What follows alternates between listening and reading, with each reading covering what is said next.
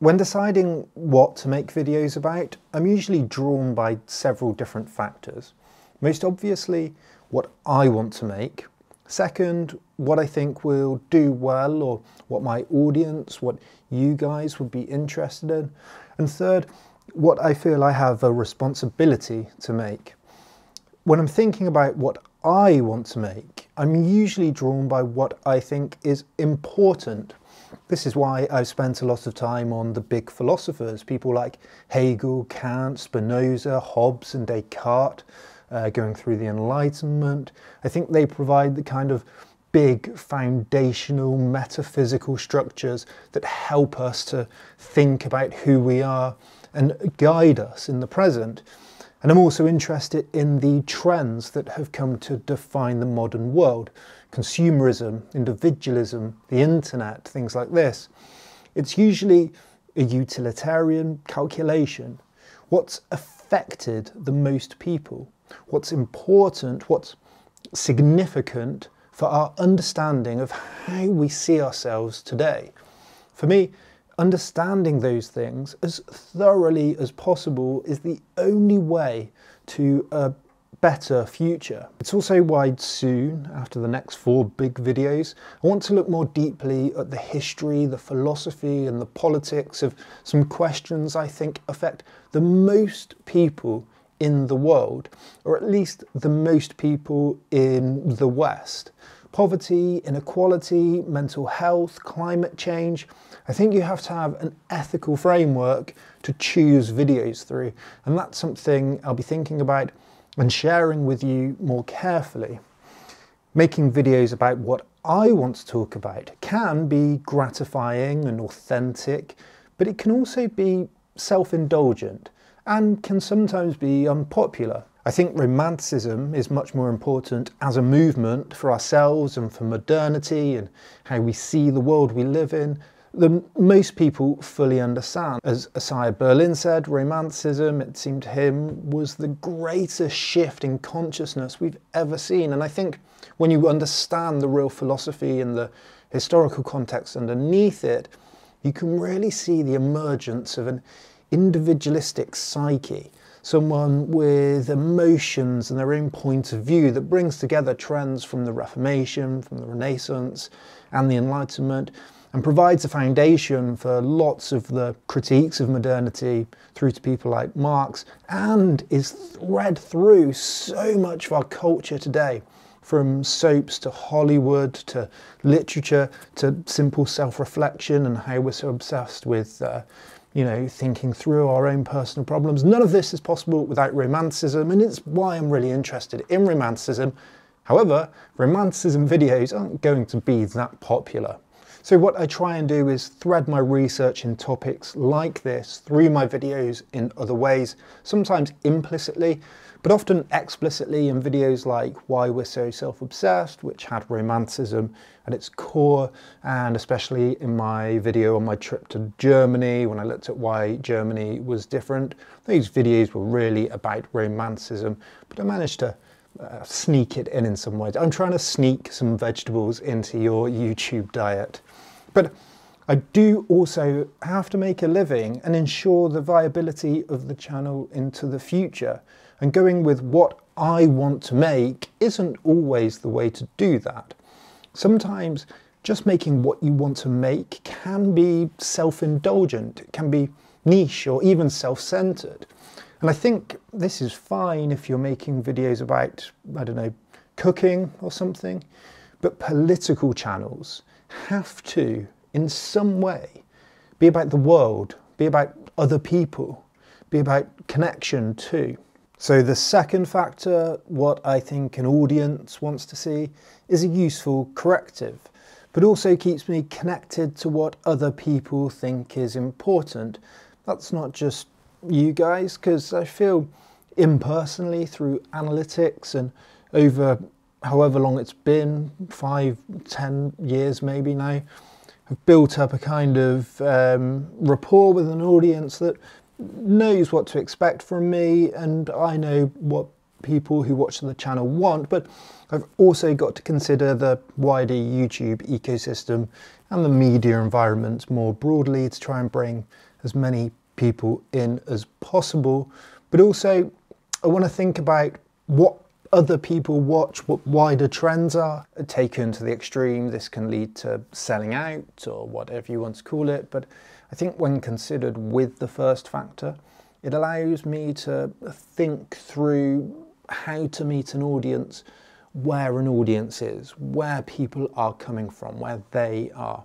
And it stops me from speaking or thinking simply for myself or to myself as an echo chamber.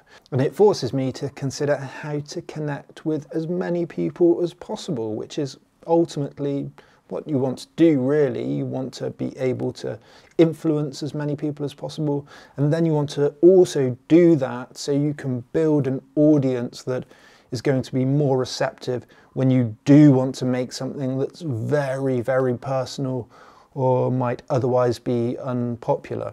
So if you can spark something in people, earn their trust, understand their viewpoint, and then try to convince them of what you want to say to them, what you really believe, then I think the argument will be better for it. So when I make videos on, I don't know, the wokeism one or the Russell Brand one, it's not always that I particularly care about that subject or that person, but that it's a way, shamelessly, to capture attention, then use that attention to say something that I think is important. So again, it's a combination of those first and second factors, what I want to say, and meeting people where they are. For example, in looking at statistics and reading about popular conspiracy theories and reading in history what disastrous consequences I thought conspiracy thinking had in lots of different contexts and episodes, I realised for me that it's really important to try and understand them, try and work out how they work and to form an opinion on them. And then Russell Brand was the most obvious vehicle for applying that and delivering it, and then hopefully reaching some extra people too. But personally, I'd happily never watch a Russell Brand video again. I might have to though. Then there's the third and final factor, responsibility. Hopefully this always has some influence on the first two factors, but sometimes there are topics that I'm not hugely interested in personally, nor do I think they're likely to be the most popular, or there are at least going to be much more popular things that I could spend my time on. However, knowing they're important nonetheless, I'm always drawn to spend as much time as I can at least understanding them.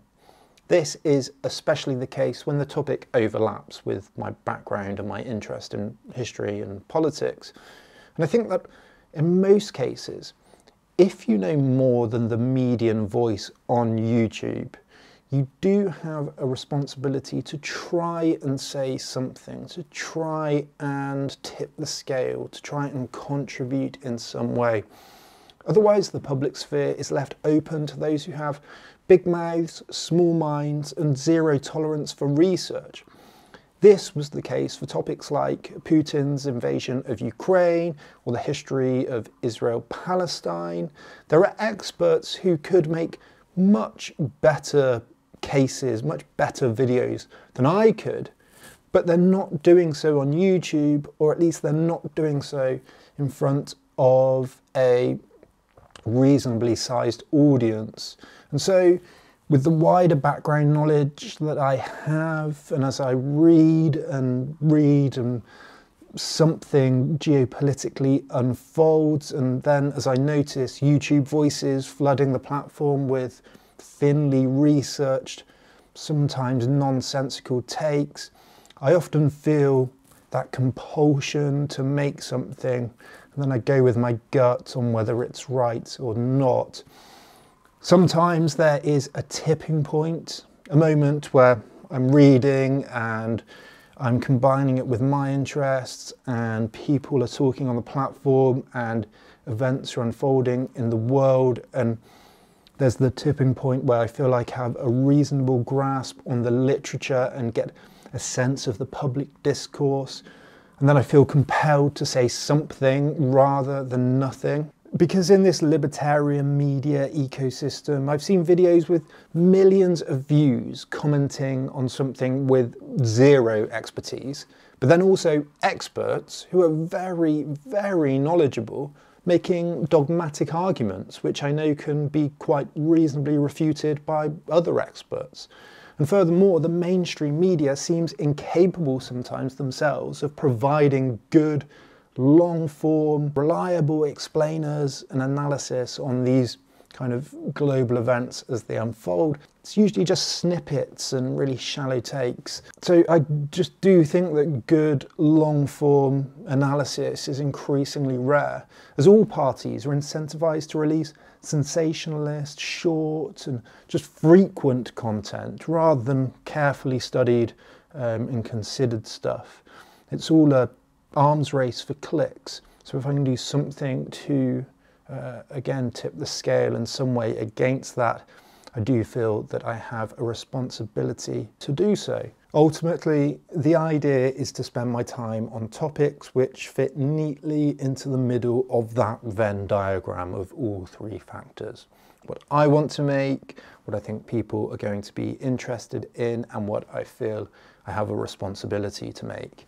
And taken together, I hope this leads then and now towards videos that cover the most important topics, the most significant ones for all of us in an honest, well-researched, long-form way. I've got plans to make the videos even better. I want them to be more transparent, showing sources more, especially in context, pointing to their influences more, because I think credibility and verification are going to be more and more important on the platform in the future. And I want them to be longer, so that by drawing on all of the best, most well-regarded books and articles and studies, the videos themselves can hopefully be a kind of definitive reference on the platform that I hope in some way will last. This has happened with videos like how the internet was stolen and the Complete Guide series and the video on consumerism. They keep getting views and they're still my most popular videos month by month, and hopefully they'll continue to do so because I hope they're important topics, they're relatively timeless subjects, and they were based on really careful, long research that started a long time before I started writing them, usually a good year before, and I carefully selected the best authors, the best sources, because as the historian E.H. Carr said, you have to know the historian and replace historian with any other specialist before you know the history.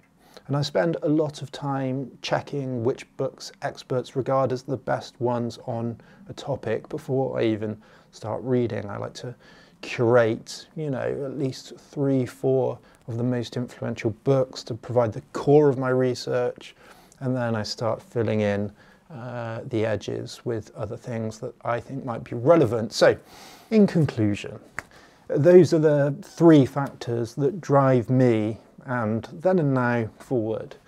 The needle will always be shifting, and this is just a loose summary of how I go about it. Let me know if you want to know more in the comments, but whether I'm successful in balancing those factors, I'll leave to you. See you next time.